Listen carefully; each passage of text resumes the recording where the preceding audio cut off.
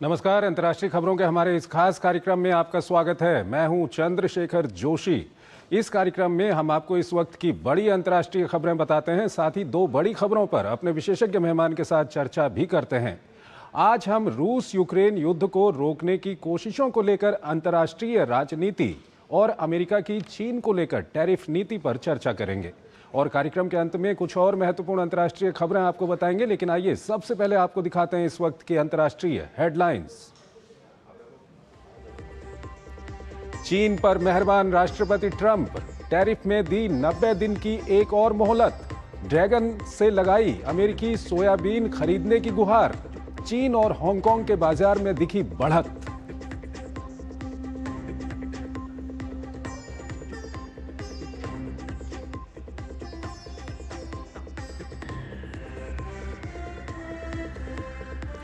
Alaska वार्ता से पहले राजनीतिक सरगर्मियां तेज।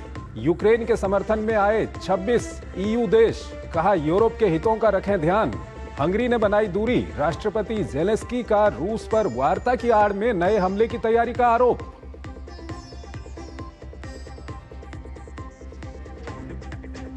इजराइल ने रेड क्रॉस को भेजी बंधकों से दुर्व्यवहार की रिपोर्ट। गंभीर खतरे में होने की दी चेतावनी। यूरोप परिषद की अपील। कहा मानव अधिकारों के उल्लंघन की आशंका के मद्देनजर रोकें हथियारों की आपूर्ति। बलूचिस्तान में अलगाववादियों की बड़ी कार्रवाई। हमले में 9 पुलिसकर्मियों की मौत। एक पुलिस स्टेशन और सीमा बल परिसर पर बोला धावा। एक दिन पहले अमेरिका ने मजीद ब्रिगेड और बीएलए को घोषित किया था आतंकी संगठन। अमेरिका की राजधानी वॉशिंगटन डीसी में ट्रंप के खिलाफ फूटा लोगों का गुस्सा। पुलिस पर नियंत्रण और नेशनल गार्ड की तैनाती के खिलाफ विरोध प्रदर्शन। बिगड़ी कानून व्यवस्था का हवाला देकर लगाई इमरजेंसी।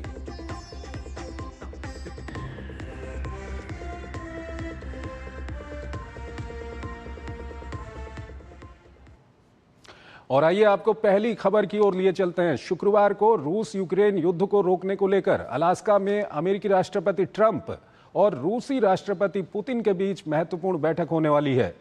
इस बैठक को लेकर यूक्रेनी राष्ट्रपति ज़ेलेंस्की सहित यूरोप के कई देश सशंकित हैं। इनको डर है कि ट्रंप और पुतिन कहीं यूक्रेन की कीमत पर कोई समझौता न कर लें। यही कारण है कि बैठक से पहले ज़ेलेंस्की और यूरोपीय शक्तियां अमेरिका पर अपने हित में दबाव बनाने के लिए लामबंद हो रही हैं। ये रिपोर्ट देखिए। 24 घंटे में जंग रुकवाने की जिद थी, लेकिन 24 हफ्ते से ज्यादा वक्त गुजर जाने के बाद भी ये जारी है। ऐसे में गिरने वाला हर बम यूक्रेनी जमीन के साथ साथ अमेरिकी राष्ट्रपति डोनाल्ड ट्रंप की साख को भी प्रभावित कर रहा है। दुनिया के कई युद्ध को रुकवाने का दावा करने वाले ट्रंप को मैदान में मात दिखाई दी तो अपने विशेष दूत स्टीव विटकॉफ की पुतिन से मुलाकात के बाद रूसी समकक्ष के साथ बैठक का ऐलान कर दिया। फिर शुक्रवार को अमेरिका के अलास्का में मिलना तय पाया। बैठक से पहले अमेरिका से लेकर यूक्रेन और पूरे यूरोप की बेचैनी बढ़ती जा रही है। एक तरफ राष्ट्रपति ज़ेलेंस्की दबाव बनाने की कोशिश कर रहे हैं तो दूसरी ओर ट्रंप भी बयानबाजी कर बढ़त हासिल करने में जुट गए हैं। उन्होंने कहा कि वार्ता से पहले 2 मिनट में ही तय हो जाएगा कि कोई डील होने की संभावना है या नहीं। ट्रंप यही नहीं रुके। उन्होंने कहा कि यूक्रेन की खोई हुई जमीन को वापस कराने की कोशिश करेंगे। इससे पहले ट्रंप कह चुके हैं कि युद्ध को खत्म करने के लिए दोनों पक्षों को जमीनें छोड़नी पड़ेंगी, लेकिन ज़ेलेंस्की ने इस मांग को पहले ही खारिज कर दिया है। ज़ेलेंस्की का कहना है कि वार्ता की आड़ में पुतिन यूक्रेन में नए हमलों की तैयारी में जुट गए हैं। यूक्रेन का दावा है कि रूस ज़ेपोरोजिया क्षेत्र में सैनिकों की नई टुकड़ियों को तैनात कर रहा है। हालांकि बैठक में ज़ेलेंस्की को शामिल नहीं किया जा रहा है, लेकिन यूरोप मांग कर रहा है कि यूक्रेन को अकेले नहीं छोड़ा जा सकता है। ट्रंप ने साफ कर दिया है कि बैठक के बाद ज़ेलेंस्की और पुतिन या फिर तीनों की मुलाकात हो सकती है। इस बीच 26 यूरोपीय देशों के राष्ट्राध्यक्षों ने एक बयान जारी कर कहा है कि यूक्रेन के लोगों को अपना भविष्य तय करने की आजादी होनी चाहिए और जो भी कूटनीतिक समाधान निकाला जाए उसमें यूक्रेन और यूरोप के हितों को ध्यान में रखा जाए। इस बयान का हंगरी को छोड़कर यूरोपीय संघ के सभी सदस्य देशों ने समर्थन किया है। ट्रंप ने रूस की अर्थव्यवस्था को खस्ताहाल बताते हुए कहा कि उसे सबसे बड़े या दूसरे सबसे बड़े तेल खरीदार पर 50% टैरिफ लगाने से बड़ा झटका लगा है। उन्होंने कहा कि अगर मॉस्को युद्ध का रास्ता छोड़ दे तो अमेरिका और रूस के बीच सामान्य व्यापारिक संबंध हो सकेंगे। ट्रंप पुतिन वार्ता में भारत की प्रत्यक्ष भूमिका भले ही ना हो, लेकिन अप्रत्यक्ष रूप से वो इस प्रक्रिया को समर्थन देकर वैश्विक कूटनीति में एक जिम्मेदार शक्ति के रूप में उभर रहा है। बैठक से पहले पुतिन और जेलेंस्की ने प्रधानमंत्री मोदी से फोन पर बातचीत की और भारत ने वार्ता में हर संभव मदद की पेशकश की। और इस खबर पर ज़्यादा बात करने के लिए हमारे साथ जुड़ रहे हैं एसआर टायल, और वो सीनियर फॉर्मर डिप्लोमेट हैं, उनसे हम बातचीत करेंगे। एसआर टायल हमारे साथ जुड़े हुए हैं। टायल साहब, बहुत बहुत स्वागत है आपका हमारे इस कार्यक्रम में। पहला सवाल जो मैं आपके सामने रखना चाहूँगा टायल साहब, वो सवाल ये है कि अब जब शुक्रवार को बैठक होने वाली है ट्रंप और पुतिन के बीच में, और जिस तरह की अंतर्राष्ट्रीय राजनीति चल रही है यूरोप में, उसको लेकर के क्या आपको लगता है कि अब युद्ध रुक जाएगा जल्दी? देखिए, ऐसा तो नहीं लगता कि युद्ध जल्दी रुक जाएगा, क्योंकि जो भी जनवरी में स्थिति थी, जो स्टैंड रशिया का था और जो स्टैंड यूक्रेन और यूरोपियन यूनियन के सब सदस्यों का था, हंगरी को छोड़कर, वही स्थिति आज भी बनी हुई है। दोनों पक्षों में कोई कुछ कॉम्प्रोमाइज करने के लिए तैयार नहीं है। कल का जो यूरोपियन यूनियन के जो 26 सदस्यों का बड़ा मजबूत वक्तव्य आया है कि बाय फोर्स यूक्रेन के बॉर्डर्स में कोई बदलाव नहीं आना चाहिए।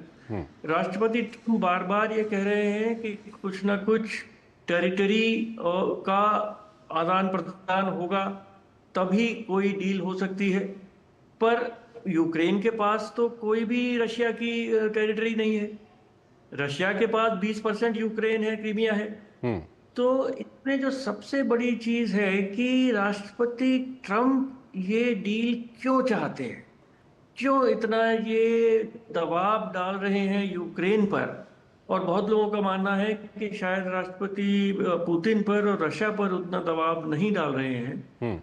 तो इसमें क्या वो नोबेल प्राइज चाहते हैं या कोई इकोनॉमिक डील रशिया ने ऑफर की है कि अगर सैंक्शंस रशिया के ऊपर से हट जाएं और इकोनॉमी जो संबंध है अमेरिका और रशिया के बीच में वो नॉर्मलाइज हो, तो शायद कोई बहुत बड़ी डील उन्होंने ऑफर कर दी हो। तो ये समझना बड़ा मुश्किल है कि राष्ट्रपति ट्रंप इसमें इतना क्यों दबाव यूरोप के ऊपर भी डाल रहे हैं, यूक्रेन के ऊपर भी डाल रहे हैं। या मैं ये भी कहना चाहूंगा कि जो हमने अभी पाकिस्तान के उसमें संदर्भ में देखा कि पाकिस्तान ने कुछ प्राइवेट डील्स कर ली राष्ट्रपति ट्रंप के साथ और उनके जो बहुत खास परिवार वालों के साथ, और राष्ट्रपति ट्रंप का रुख बिल्कुल बदल गया। तो बहुत सारी चीजें इस समय हैं जो बहुत क्लियर नहीं है। पर लेकिन टायल साहब, कहीं ना कहीं आपको नहीं लगता कि कुछ न कुछ इस बैठक से निकलेगा? शायद इसीलिए इतने उच्च स्तर पर यह बैठक हो रही है, क्योंकि कोशिशें तो लंबे समय से की जा रही थी, लेकिन दोनों ओर से ये कहा जा रहा था कि इस तरह की उच्च स्तरीय बैठक तब होगी जब कुछ थोड़ा बहुत सफलता मिलेगी। जी, जो एनवॉय राष्ट्रपति ट्रंप के थे स्टीव विटकॉफ, वो जो वार्तालाप करके राष्ट्रपति पुतिन के साथ 3 घंटे उनका वार्तालाप हुआ था 3-4 दिन पहले, और उसके बाद ही ये शुक्रवार की मीटिंग अलास्का में समिट मीटिंग तय हुई है। तो जो भी कुछ बात हुई है वो शायद राष्ट्रपति ट्रंप को वो एक्सेप्टेबल है कि वो उसमें कोई रास्ता निकल सकता है। और बार बार ये राष्ट्रपति ट्रंप की ओर से भी ये बार बार कहा जा रहा है कि कुछ जो जमीन है वो वहां पर स्वाप करनी पड़ेगी, यानी कि कहीं ना कहीं जो रूस के कब्जे में यूक्रेन का अभी इलाका है उसको लेकर के यूक्रेन को जमीन छोड़नी पड़ सकती है। इस तरह का इशारा मिल रहा है, जिसका विरोध यूरोप के देश भी कर रहे हैं और यूक्रेन भी आवाज उठा रहा है। इसको लेकर के क्या कुछ कहेंगे आप? जी हाँ, बिल्कुल आपने सही कहा। तो इस जो मीटिंग जो होगी अलास्का में, शायद ये पता चले उसके बाद कि कितनी जमीन यूक्रेन की रशिया के पास रहेगी। क्योंकि देखिए, रशिया चाहे कोई भी समझौता हो, क्राइमिया को नहीं छोड़ेगा। इसमें कोई शक मेरे ख्याल से किसी को नहीं रखना चाहिए। जहाँ तक डोनबास और कुछ और जो ईस्टर्न यूक्रेन का है, उस पर शायद थोड़ा बहुत वो आगे पीछे हट सके, तो क्या समझौते की रूपरेखा, समझौता तो मैं नहीं समझता कि अभी होगा, पर भविष्य के समझौते की तरफ उसकी क्या रूपरेखा होगी, और उस रास्ते पर राष्ट्रपति ट्रंप क्या यूरोपियन यूनियन के लोगों को ला पाएंगे। टायल साहब यहीं पर आपसे सवाल जानना चाहेंगे कि जिस तरह की जो टैरिफ को एक हथियार के तौर पर दबाव बनाने के लिए जिस तरह से प्रेसिडेंट ट्रंप यूज कर रहे हैं, क्या जो यूरोपीय देश आज यूक्रेन के साथ खड़े हैं, अगर अमेरिका सख्त हो जाता है अपनी बात मनवाने पे, तो क्या वो यूक्रेन के साथ खड़े रहेंगे? मैं समझता हूं कि राष्ट्रपति ट्रंप ने यूरोपियन यूनियन के ऊपर पहले ही बहुत अधिक दबाव डालकर एक ट्रेड डील की। 15% टैरिफ तब भी लग रहा है। उसके बाद नेटो के रूप में उन्होंने कहा कि 5% सब नेटो के यूरोपियन सदस्य डिफेंस पे खर्च करें। मैं समझता हूं कि यूरोप के देश अब और अधिक दबाव राष्ट्रपति ट्रंप से नहीं स्वीकार करेंगे, और वो अब पुशबैक मेरे ख्याल से यूरोप से आ सकता है, ये मेरा अनुमान है। ये जो प्रेसिडेंट ट्रंप का कल बयान आया था कि जेलेंस्की को लेकर के, उनका ये कहना था कि जेलेंस्की बार बार बोल रहे हैं कि जो ज़मीन स्वैप करने वाली बात है उसको लेकर के उनको अपनी संसद से मंजूरी लेनी पड़ेगी, कॉन्स्टिट्यूशन की मंजूरी लेनी पड़ेगी। ये किस ओर संकेत देता है? देखिए, राष्ट्रपति जेलेंस्की तो अपने देश की 1 इंच जमीन भी देने के लिए तैयार नहीं है, ये तो बड़ा क्लियर है। पर वो अकेले लड़ाई नहीं लड़ सकते। अमेरिका तो थोड़ा पीछे हो ही गया है। यूरोपियन यूनियन के जो दोस्त हैं, इनके जो 26 देश जो राष्ट्रपति जेलेंस्की के पीछे खड़े हुए हैं, यूक्रेन के पीछे खड़े हुए हैं, उनका भविष्य में क्या रुख होगा वो देखने वाली बात है। अगर वो कहते हैं कि यूक्रेन ठीक है, आप डील मत करिए, पर हम आपकी सहायता करते रहेंगे, आपकी फाइनेंशियल, मिलिट्री और पॉलिटिकल डिप्लोमेटिक सपोर्ट, जो परसों के बयान में यूरोपियन यूनियन के मेजर देशों ने कहा था, तो राष्ट्रपति जेलेंस्की और यूक्रेन फिर समझौते की तरफ आगे नहीं बढ़ेंगे। तो क्या रूपरेखा है, जो भी समझौता राष्ट्रपति ट्रंप की नजर में ठीक है, और वो यूरोप के जो मेजर देश हैं, जर्मनी, फ्रांस, यूके, और इनको अगर एक्सेप्टेबल है, तब यूक्रेन का पक्ष थोड़ा कमजोर हो जाएगा और शायद यूक्रेन को कुछ समझौता करना पड़ेगा। ठीक है। पर कल देखिए फिर एक मीटिंग है यूरोपियन यूनियन के सब राष्ट्रपतियों की, राष्ट्रपति ट्रंप के साथ, वो बहुत ही गंभीर मीटिंग होगी। ठीक है ताहिर साहब, लेकिन ये युद्ध रोकना चाहिए और रुकना चाहिए, और भारत भी यही चाहता है। भारत के प्रधानमंत्री ने बार बार कहा है कि बातचीत और डिप्लोमेसी ही शांतिपूर्ण समाधान का एकमात्र रास्ता है। और आपने जैसे कि देखा कि जो यूक्रेन के राष्ट्रपति हैं जेलेंस्की, उनकी भी पीएम मोदी से बातचीत हुई, और रूस के राष्ट्रपति की भी बातचीत हुई है। तो भारत का पक्ष हमेशा से ये रहा है कि ये युद्ध रुकना चाहिए और शांतिपूर्ण हल इसका निकलना चाहिए। ताहिर साहब हमारे साथ बने रहिएगा, एक और महत्वपूर्ण खबर है, उस पर अभी हम आपसे बातचीत करेंगे, लेकिन यहाँ पर हमको एक छोटा सा ब्रेक लेना है, एक छोटा सा ब्रेक।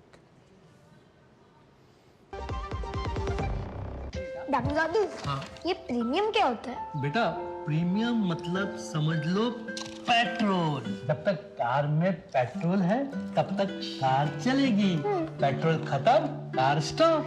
पर पापा, इस बार पेट्रोल खत्म होने पर भी कार चलती रहेगी। वो कैसे? LIC के जीवन लाभ में प्रीमियम पेमेंट हो जाए स्टॉप, पर पॉलिसी के फायदे चलते रहते हैं। मतलब अब लाइफ की गाड़ी चलेगी नॉन स्टॉप। LIC हर पल आपके साथ। 4-5 दिनों से तेज बुखार है, सिर, शरीर के जोड़ों और आंखों के पीछे दर्द भी हो रहा है। शरीर पर लाल चट्टे भी हैं। ये डेंगू के लक्षण है। डेंगू? डरिए मत, डेंगू एक साधारण वायरल बुखार है। उपयुक्त इलाज व तरल पदार्थ लेने पर घर पर ही ठीक हो जाता है। बहुत कम मामलों में बुखार के उतरने के बाद भी रक्तस्राव या BP कम होने पर अस्पताल में भर्ती होने की जरूरत होती है। डेंगू के लक्षण देखते ही डॉक्टर से मिलें खून की जांच करवाएं और डेंगू से बचें। जब धरती चीर कर निकलता है लोहे का पत्थर और मिलता है मोंगिया के जोश से, फिर तपता है, पिघलता है और बनता है फौलाद। अब होता है सरिया सारी खूबियों के साथ। मोंगिया स्टील, मजबूत देश का मजबूत सरिया। जब 3 साल के अक्षर को अचानक हॉस्पिटल में एडमिट होना पड़ा तो पॉलिसी बाजार की टीम ने तुरंत वहां पहुंचकर उनका लाखों का क्लेम अप्रूव करवाने में पूरी हेल्प की। बीमारी में हेल्थ इंश्योरेंस ही काम आएगा। पॉलिसी बाजार पर 1 करोड़ का हेल्थ इंश्योरेंस सिर्फ 360 रुपए महीने से शुरू। कम समय में ज्यादा मुनाफा, बस एक क्लिक में। कमाल है। अनजान लिंक्स पर क्लिक मत कीजिए। आरबीआई कहता है जानकार बनिए, सतर्क रहिए। शादी का किचन महके जहां, गोल्डी किचन किंग मसाले हो वहां। गोल्डी लाई है फ्रेश लॉक टेक्नोलॉजी जो रखे मसालों को हर समय फ्रेश। स्वागत है आपका। ब्रेक के बाद अमेरिकी राष्ट्रपति डोनाल्ड ट्रंप ने जहां एक और रूस से तेल खरीदने के कारण भारत पर भारी टैरिफ लगा दिया, वहीं चीन के सामने वो नरम पड़ गए हैं। चीन रूस के तेल का सबसे बड़ा खरीदार है, लेकिन ट्रंप ने चीन को टैरिफ पर 90 दिनों की मोहलत दे दी है। आइए आपको वो कारण बताते हैं जिसके कारण अमेरिका अपने सबसे बड़े व्यापारिक दुश्मन चीन के सामने झुक गया है। उसके बाद अपने विशेषज्ञ मेहमान से जानेंगे कि आखिर ट्रंप की टैरिफ नीति सबके लिए अलग अलग क्यों है। ये रिपोर्ट देखिए। अमेरिकी राष्ट्रपति डोनाल्ड ट्रंप का अपना इजाद किया खेल टैरिफ गेम। इसका रोमांच भी वो खुद अपनी या अमेरिका की स्थिति के लिहाज से तय करते हैं। जब चाहते हैं तो मित्र देश को भी इस चक्रव्यूह में फंसाकर उलझा देते हैं, तो कभी प्रतिद्वंदी या दुश्मन देश को भी राहत देकर खेल का रोमांच बढ़ा देते हैं। सोमवार को उन्होंने चीन के साथ भी ऐसा ही किया। ट्रंप ने टैरिफ के मोर्चे पर चीन को 90 दिनों की एक और मोहलत देकर दुनिया को चौंका दिया। यानी जून में जिनेवा में हुए समझौते के तहत चीनी सामानों पर 30% और अमेरिकी वस्तुओं पर 10% टैरिफ लागू रहेगा। हालांकि ट्रंप ने अपने किसानों के हित में एक और बड़ा फैसला लेते हुए चीन में अमेरिकी सोयाबीन की खरीद को बढ़ाने का भी आदेश जारी किया। बावजूद इसके समझौते में चीनी पड़ला भारी दिखाई दे रहा है, तो सवाल ये उठता है कि ट्रंप अपने एजेंडे को ना मानने वाले देशों पर मनमाने शुल्क थोप रहे हैं, तो आखिर चीन को इससे अलग क्यों रखे हुए हैं?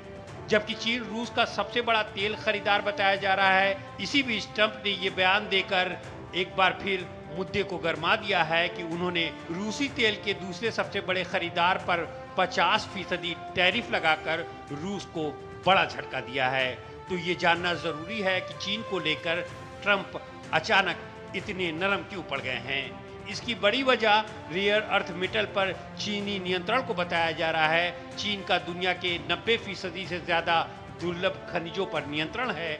शुल्क में बढ़ोतरी के बाद से अमेरिकी रक्षा उत्पादों पर असर दिखना शुरू हो गया है। इतना ही नहीं, अमेरिकी दिग्गज कंपनियां अपने इलेक्ट्रॉनिक उत्पाद के प्रोडक्शन के लिए चीन पर निर्भर हैं। ऐसे में अगर टैरिफ वार शांत नहीं होता तो अमेरिकी राजस्व में भारी गिरावट दिखाई देता। इसलिए मई में अमेरिका और चीन ने एक दूसरे के उत्पादों पर लगाए गए भारी शुल्कों को कम करके एक आर्थिक तबाही को टाल दिया है। दरअसल कनाडा समेत ब्रिक्स देशों ने ट्रंप द्वारा थोपे गए टैरिफ का जमकर मुकाबला कर रहे हैं।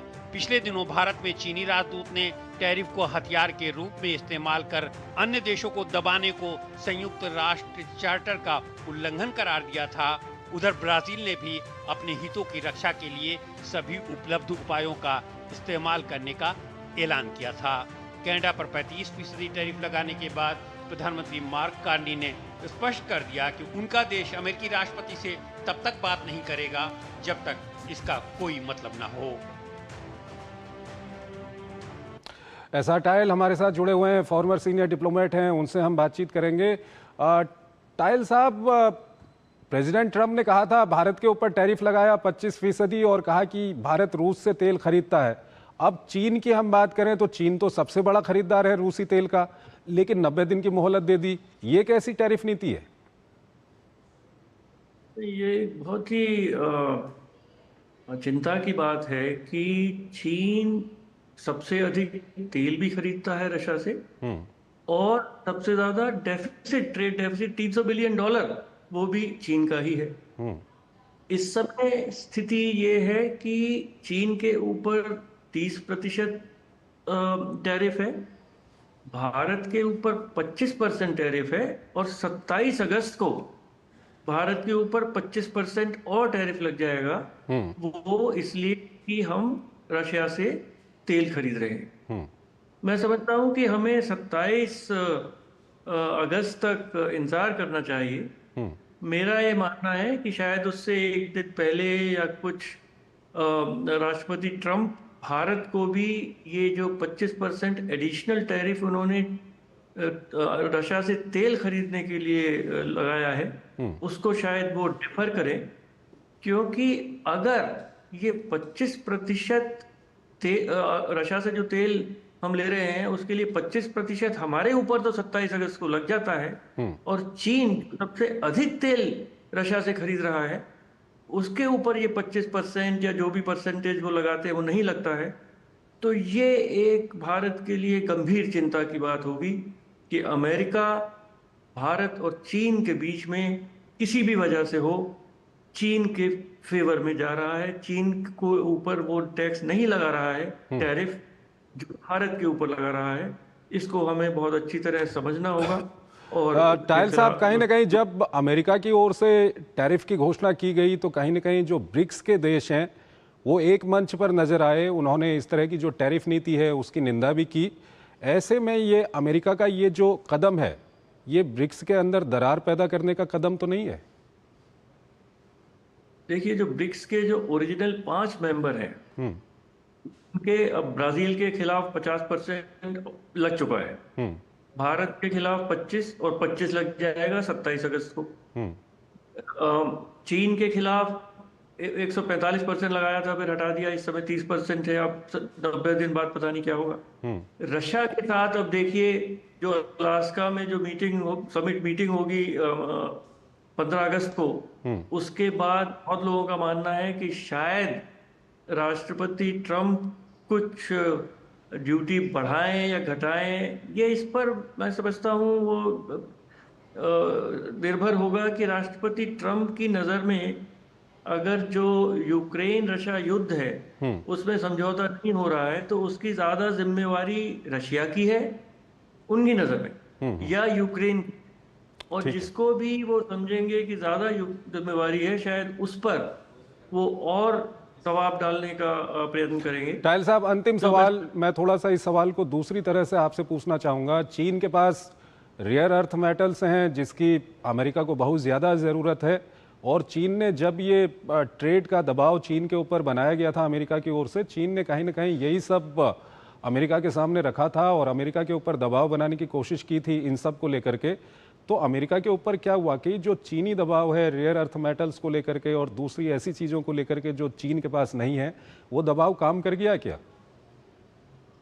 मुझे लगता है कि वो दबाव काम कर गया है। चीन ने कभी, उन्होंने अब रेसिप्रोकल टैरिफ भी लगा दिया था, अमेरिका ने 145 लगाया, उन्होंने 125 लगाया, और फिर ट्रंप साहब को ही पीछे हटना पड़ा, क्योंकि अर्थ और जो मैग्नेट्स जो इस्तेमाल होती हैं बहुत अधिक अमेरिका में, जो मैन्युफैक्चरिंग उनकी कार्स की हो, इलेक्ट्रॉनिक हो, उसकी सब मैन्युफैक्चरिंग बंद हो गई, तो एकदम ट्रंप साहब पीछे हट गए। तो मैं समझता हूँ कि चीन की पास भी राष्ट्रपति ट्रंप और अमेरिका की इकोनॉमिक नब्ज चीन के पास भी है। बिल्कुल बिल्कुल बिल्कुल। और ये पूरे विश्व को बहुत ध्यान से देखना होगा कि इन दोनों में क्या समझौता होता है। मैं समझता हूं कि शायद कुछ ना कुछ समझौता अवश्य होगा, क्योंकि चीन अमेरिका की अर्थव्यवस्था को बहुत हानि पहुंचा सकता है और अमेरिका चीन की अर्थव्यवस्था को बहुत हानि पहुंचा सकता है। विश्व में और कोई देश इस स्थिति में नहीं है। ठीक है, अमेरिका की ठीक है। तायल साहब, बहुत बहुत शुक्रिया आपका, आप हमारे इस कार्यक्रम में जुड़े और दोनों ही महत्वपूर्ण विषयों पर आपने अपना महत्वपूर्ण विश्लेषण हमारे दर्शकों के साथ साझा किया। और इसी के साथ अंतर्राष्ट्रीय खबरों के हमारे इस कार्यक्रम को हम यहीं पर समाप्त करते हैं, लेकिन जाते जाते आपको छोड़ जाते हैं आज की कुछ और महत्वपूर्ण अंतर्राष्ट्रीय खबरों के साथ। आप इन खबरों को देखिए और हमारी पूरी टीम को इजाज़त दीजिए। नमस्कार।